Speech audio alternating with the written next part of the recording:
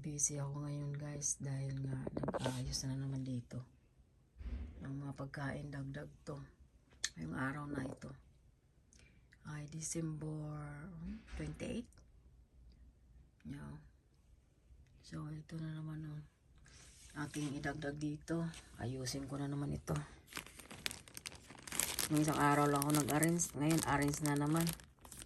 Ito yung may niragutan na iniinom ko. Ayan. Sarap ang lasa.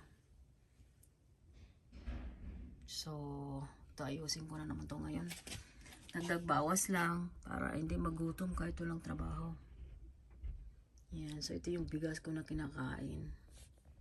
Pag gusto kong kumain ng white rice. Ayan. So, ang madalas kong kinakain ay brown rice. Tapos, oatmeal. Pero mataba pa rin. Ito hindi ako kumakain nito. Yung kasama ko kumakain. Kasi hindi ako kumakain ng turkey. Mayroon pa ng turkey dito isang buo. Hindi ko pa naluto. Hindi kasi ako kumakain. Bali pag nagluto ako, pinamigay ko lang yun. Tapos, yung kasama ko to kumakain ng turkey. Paborito niya yan. And thank you guys for watching.